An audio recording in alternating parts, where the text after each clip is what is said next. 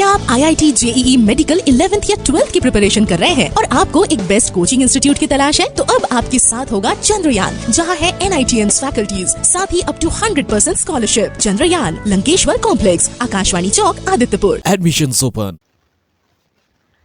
Hello everyone, welcome to the YouTube channel of Chandrayaan. Myself Manisha, and today we will be covering the rest of the topic.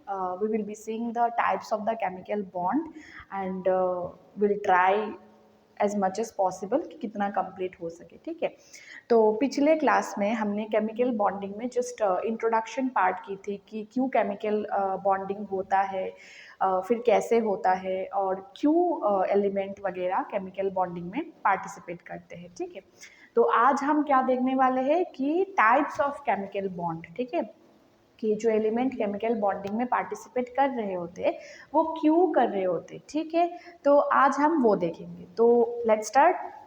तो पहला जो है हमारा, हाँ, पहला क्या है, इलेक्ट्रोवैलेंट बॉन्ड है। ठीक है, तो पहले तो हमको ये समझना है कि इलेक्ट्रोवैलेंट बॉन्ड बेसिकली होता क्या है। ठीक है, तो पीछे जो चल रहा है स्क्रीन में उसमें फोकस करो और जो मैं बोल रही हूँ उसमें ध्यान रखना। ठीक है, तो केमिकल बॉन्डिंग का जो पहला टाइप्स है वो है इलेक्ट्रोवैलेंट बॉन्ड, और एल्स इसको हम बोल सकते हैं आयनिक बॉन्ड। ठीक है, तो इतने जो टॉपिक है ना, मतलब जो नाम है इसका, जैसे कि इलेक्ट्रोवैलेंट और जैसे कि आयनिक, तो इतना तो हमको पता चल रहा है कि यहाँ पे कुछ आयंस फॉर्म होगा। ठीक है, तो कुछ आयंस फॉर्म होगा, इसका मतलब क्या है, आयंस में क्या होता है, दो ही तरह का आयंस होते हैं, एक होता है कैटायन, एक होता है एनायन।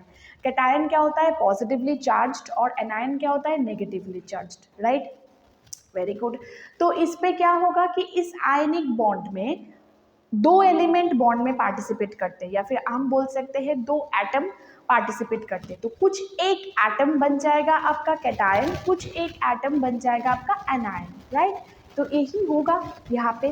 ठीक है, तो कौन सा एटम सॉरी कैटायन बनेगा और कौन सा एटम एनायन बनेगा। तो बेसिकली जो आपका इलेक्ट्रोवैलेंट बॉन्ड का जो प्रॉपर्टी है वो है कि एक मेटल और एक नॉन मेटल के बीच में होता है इलेक्ट्रोवैलेंट बॉन्ड, और एल्स आप बोल सकते हो आयनिक बॉन्ड। ठीक है, एक मेटल होगा और एक नॉन मेटल होगा। क्लास 10 में हम पढ़ चुके हैं कि किसको मेटल बोलते हैं और किसको नॉन मेटल बोलते हैं। ठीक है, अगर हम रिकैप करें तो मेटल क्या होगा, इलेक्ट्रोपॉजिटिव होता है, नॉन मेटल इलेक्ट्रोनेगेटिव होता है, मेटल का लस्टर्स होता है, शाइनी होता है, नॉन मेटल वो नहीं होता है। मेटल जो है वो क्या सोनोरस होता है, नॉन मेटल सोनोरस नहीं होता है।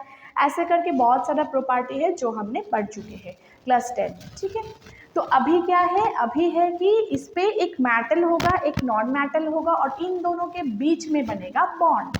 तो उस हिसाब से अगर हम बात करें तो जो मेटल है वो क्या करेगा, मेटल की जो आउटर मोस्ट शेल है उसमें हमारा रहता है, हमने प्रॉपर्टी में क्लास 10 में पढ़ चुके हैं कि मेटल की प्रॉपर्टी में क्या आएगा कि आउटर मोस्ट शेल में आपका 2 3 ऐसा करके 1 2 3 करके इलेक्ट्रॉन रहता है। ठीक है, वैलेंस शेल में, या फिर जिसको हम बोलते हैं वैलेंस इलेक्ट्रॉन।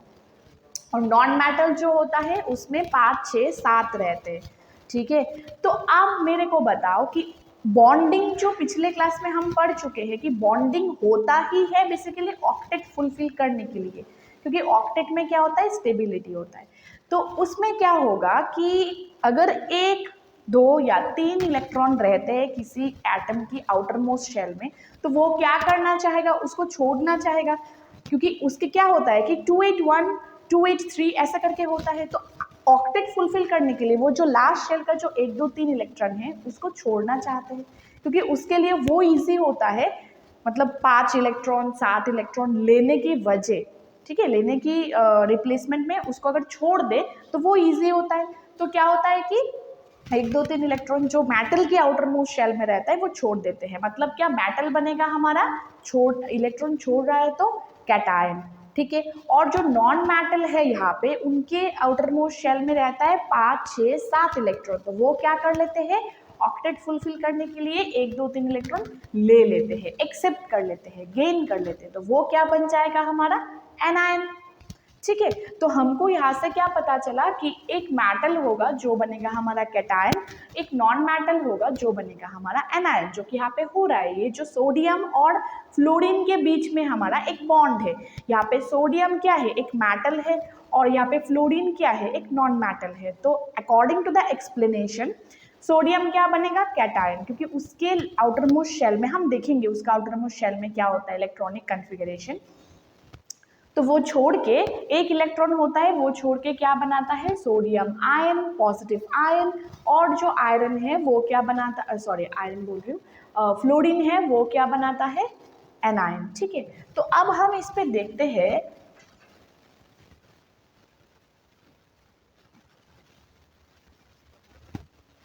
ठीक है। अब हम थोड़ा इस पे देखते हैं कि ये जो बन रहा है हमारा, इसमें बेसिकली होता क्या है। ठीक है, पहले बनने दो कि एक सोडियम आपका क्या होगा, हाँ हो गया कैटायन एनायन। अब हम देखते हैं। ठीक है, देखो एक पॉजिटिव और एक नेगेटिव है। अब इसमें होगा क्या, देखो ये जो आपका सोडियम है इसका एटॉमिक नंबर क्या है, एटॉमिक नंबर है 11, और ये जो आपका फ्लोरीन है इसका एटॉमिक नंबर क्या है, 9। ठीक है।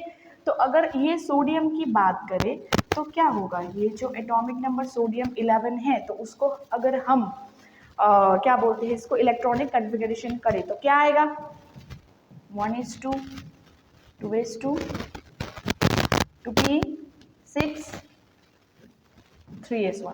सो इसका आउटर मोस्ट शेल कौन सा है, ये वाला। तो इसमें कितना इलेक्ट्रॉन है, एक electron. Last outermost shell में कितना इलेक्ट्रॉन है, देखो एक इलेक्ट्रॉन।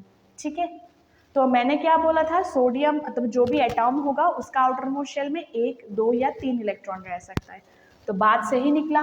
ठीक है, चलो हम उसका देखते हैं। नॉन मेटल जो है कितना है, फ्लोरीन का एटॉमिक नंबर 9, तो उसको करेंगे तो क्या आएगा, 1:2, 2:2, 2p5। ठीक है, ठीक है। तो इसका आउटर मोस्ट शेल क्या होगा, ये 2:2, 2p5 होगा इसका आउटर मोस्ट शेल। ठीक है। तो कितना इलेक्ट्रॉन रह रहा है इसमें, 5 इलेक्ट्रॉन। तो मैंने क्या बोला था, जो नॉन मेटल होता है उसका आउटर मोस्ट शेल में 5, 6 या 7 इलेक्ट्रॉन रह सकता है। ठीक है, तो बात सही निकला। अगर इन दोनों के बीच में बॉन्ड बनाना है तो क्या करेगा, ऑक्टेट फुलफिल दोनों को करना है, इसीलिए बॉन्ड में पार्टिसिपेट करते हैं। ठीक है।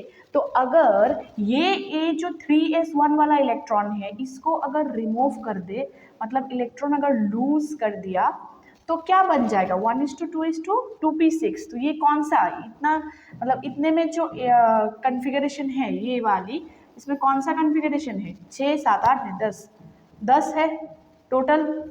तो ये कौन सा किसका है, नियन का, क्योंकि नियन का 10 होता है। तो हो गया नोबेल गैस का कॉन्फ़िगरेशन, मिल गया इसको, सस्टेनेबिलिटी हो गई। तो ये जो एक इलेक्ट्रॉन इसने छोड़ा है वो जाएगा कहाँ पे, इसके लास्ट में कितना है, 5। तो इसको कितना चाहिए, 8 के लिए इसको कितना चाहिए, सोडियम फ्लोराइड के लिए, तो इसको चाहिए हमारा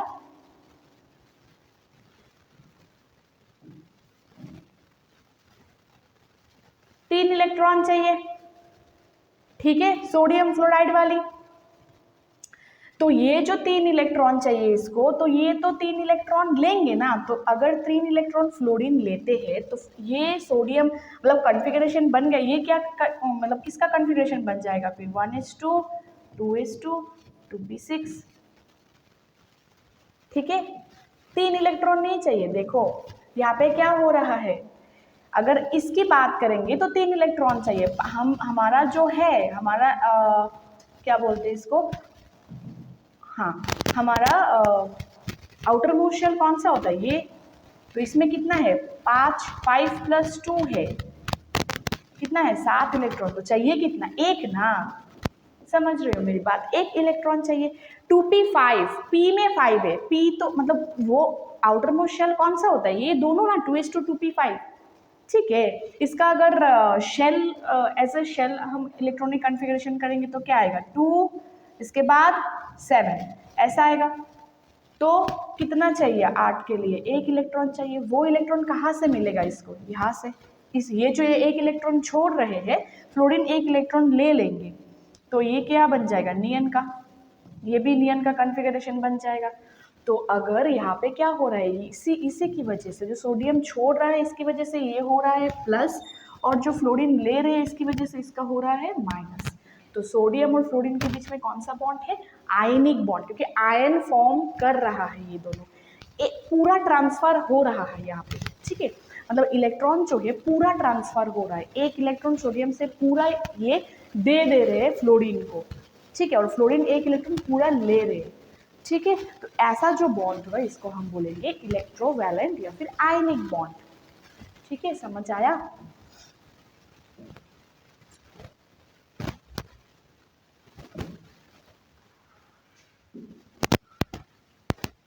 ठीक है, यही हो रहा है यहाँ पे, ठीक है ना। तो ये हाँ, ठीक है। तो यहाँ पे ये जो सोडियम, हमारा जो सोडियम फ्लोराइड है NaF, फिर हमारा जो सोडियम क्लोराइड है NaCl, इन दोनों के बीच हमारा क्या है, आयनिक बॉन्ड है। अगर हम इसके बारे में सोचे तो सोडियम का क्या है, सेम है, सोडियम का 11 है, तो उसका क्या रहेगा, एक इलेक्ट्रॉन का डेफिशिएंसी, मतलब एक इलेक्ट्रॉन एक्स्ट्रा रहता है, डेफिशिएंसी में एक इलेक्ट्रॉन एक्स्ट्रा रहते हैं, ठीक है। और अगर क्लोरीन की बात सोचे, क्लोरीन का 17 होता है, तो अगर करेंगे तो क्या आएगा, 1:2:2 2p 6 3s 2 कितना होगा, 2 2 4 6 6 से 12 5, तो ये हो जाएगा इसका आउटर मोस्ट शेल। तो कितना है दोनों मिला के 7 इलेक्ट्रॉन, इसको भी एक इलेक्ट्रॉन का डिफिशियंसी है और 8 इलेक्ट्रॉन होने के लिए, ठीक है। तो ये क्या करेंगे, इसमें जो एक इलेक्ट्रॉन का एक्स्ट्रा है ना वो छोड़ देंगे सोडियम और ये ले लेंगे, तो क्या बन जाएगा हमारा, सोडियम क्लोराइड के बीच में अगर हम बात करें तो क्या बन जाएगा, Na+ हो जाएगा और Cl- हो जाएगा। तो इनके बीच में भी बॉन्ड ऐसे करके बनेंगे, एक कैटायन और एक एनायन, ठीक है। तो इसीलिए इसको बोलते हैं हम इलेक्ट्रोवैलेंट बॉन्ड या फिर आयनिक बॉन्ड, ठीक है।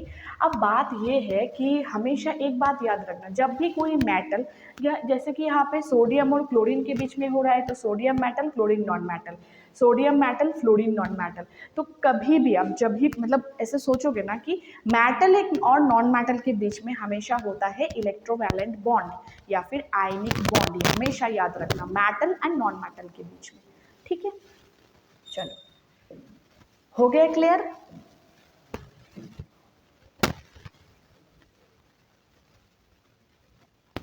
देखो सॉरी, अब प्रॉपर्टीज में अगर मैं लिखूं तो साइड में प्रॉपर्टीज में लिख सकती हूँ, ठीक है। यहाँ पे थोड़ा सा प्रॉपर्टी में लिख दे रही हूँ। जैसे कि आपका अगर मेटल सोचो, ठीक है, तो मेटल का क्या होता है, मेटल की आउटर मोस्ट शेल में, या ये याद रखना तो मतलब इजी होता है, आउटर मोस्ट शेल में 1 या 2 या 3 इलेक्ट्रॉन रहता है, और जो नॉन मेटल होता है उसका आउटर मोस्ट शेल में रहेगा आपका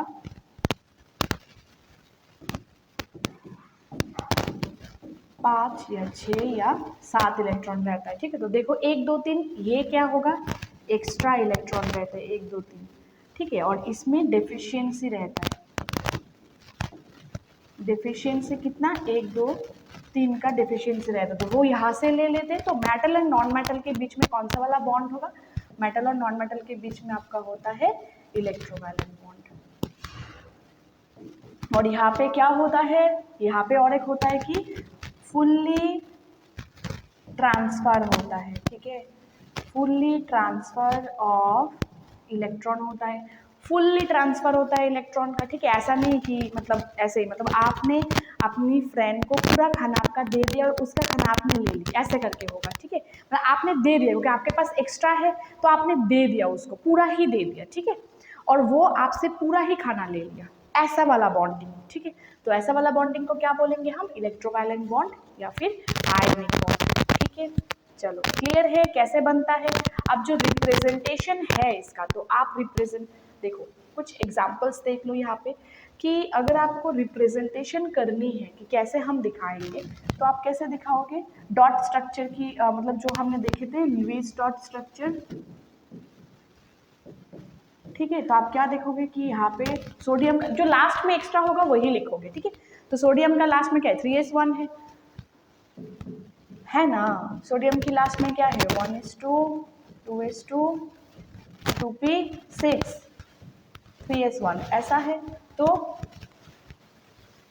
सॉरी, तो क्या करोगे उसमें बस लिखोगे 3s1 वाली, ठीक है। तो सोडियम के बाहर एक है और आपके पास क्या है क्लोरीन। क्लोरीन के बाहर कितना है 1 2 3 4 5 6 और 7। क्यों? क्योंकि क्लोरीन का अगर लिखोगे तो क्या आएगा ऐसा,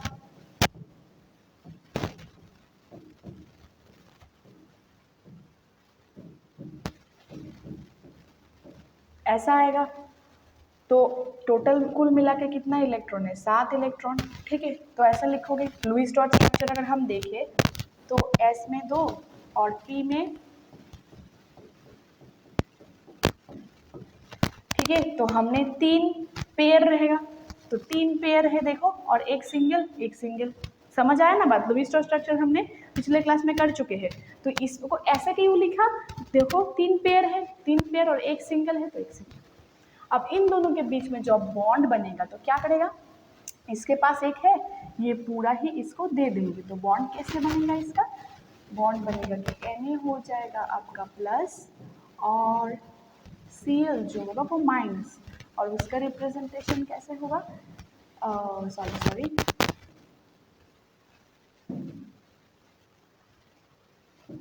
उसका था ऐसे 1 2 3 4 5 6, और यहाँ पे एक था और एक आ गया सोडियम से, बन गया इसका Cl माइनस। तो इसमें से आपका क्या बनेगा NaCl।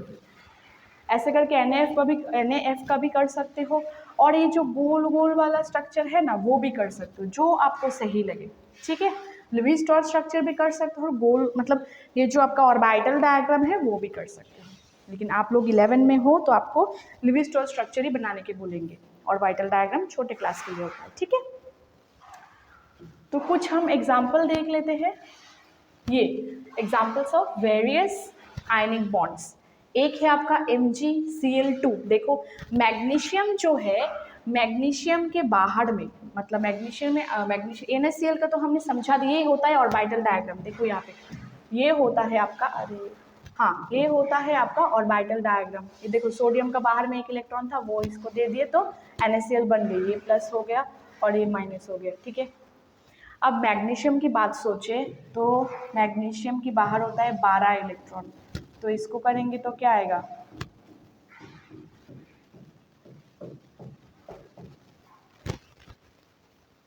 ऐसा।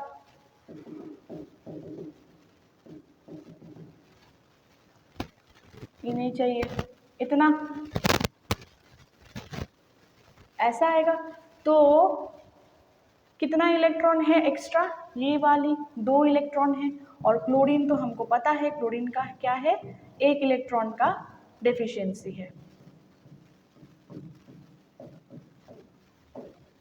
7 हो गया 1 इलेक्ट्रॉन का। तो कैसे अरेंज होगा, अगर मैग्नीशियम और क्लोरीन के बीच में बॉन्ड बनेगा तो मैग्नीशियम के पास तो 2 एक्स्ट्रा है तो ये 2 दे देंगे, लेकिन एक क्लोरीन का लेने का क्षमता कितना है, एक ही है, क्योंकि उसमें एक का डेफिशिएंसी है, वो एक लेंगे। तो इसी वजह से जब मैग्नीशियम और क्लोरीन के बीच में बॉन्ड बनता है तो मैग्नीशियम का जो ये इलेक्ट्रॉन और ये इलेक्ट्रॉन है, इसको लेने के लिए 2 क्लोरीन चाहिए, ठीक है। एक इलेक्ट्रॉन एक को लेते हैं, मतलब एक क्लोरीन एक को लेते हैं और दूसरा क्लोरीन दूसरे को लेते हैं, दूसरा इलेक्ट्रॉन को। तो क्या बन जाएगा, अब 2 इलेक्ट्रॉन मैग्नीशियम से गया तो क्या बनेगा, मैग्नीशियम 2 प्लस Mg+2 बन जाएगा, ठीक है। और क्लोरीन क्या बन जाएगा माइनस, 2 क्लोरीन का माइनस। तो इसको लिखने के लिए रिप्रेजेंटेशन कैसा होगा, इसको लिखने के लिए ऐसा होगा Mg+2 प्लस 2Cl माइनस, ऐसा होगा। Cl2 माइनस नहीं, एक Cl एक बारी एक ही इलेक्ट्रॉन लेते हैं, तो दूसरा Cl आके मैग्नीशियम का दूसरा इलेक्ट्रॉन लेते हैं, ठीक है। समझ आया बात। तो क्या होगा Mg+2 और 2Cl माइनस बनेगा आपका MgCl2। इसी की वजह से ये जो Cl की स्टोइकियोमेट्री 2 होता है, ठीक है, क्योंकि मैग्नीशियम का जो वैलेंसी वो 2 होता है, ठीक है। कैसे हुआ अभी पता चला ना। तो ये क्या है इलेक्ट्रोवैलेंट बॉन्ड या फिर आयनिक बॉन्ड। अब आप लोगों का काम होगा इसको एक्सप्लेन करना। ये CaO, ठीक है, CaO को एक्सप्लेन करना आप लोगों का काम है कि Ca का कैसे हुआ ऑक्सीजन का कैसे हुआ कैसे। तो ये आप क्या करोगे, आप लोगों का होमवर्क ये होगा, अगले क्लास में CO का हम दिखा देंगे। और अगर कोई भी दिक्कत होगा, कोई भी प्रॉब्लम हो रहा है समझने में, तो please write down on the comment section. ठीक है, तो इतना तक क्लियर है। अगले क्लास में हम क्या देखेंगे, अगले क्लास में हम देखेंगे और एक टाइप्स ऑफ बॉन्ड, क्या, कोवलेंट बॉन्ड। और कोवलेंट बॉन्ड में क्या होगा, कोवलेंट बॉन्ड में हम देखेंगे कि जैसे कि यहाँ पे प्योरली ट्रांसफर हो गया कि एक ने दे दिया पूरा और एक ने पूरा ले लिया, कोवलेंट बॉन्ड में वो नहीं होगा। क्या होगा वो हम अगले क्लास में देखेंगे। ठीक है, तब जाके पता चलेगा कि ये जो इलेक्ट्रोवैलेंट बॉन्ड है, जो कोवलेंट बॉन्ड होगा, उन दोनों के बीच में एग्जैक्टली डिफरेंस क्या है। ठीक है, तो अगले क्लास में मिलते हैं। चलो tata, bye bye and thank you.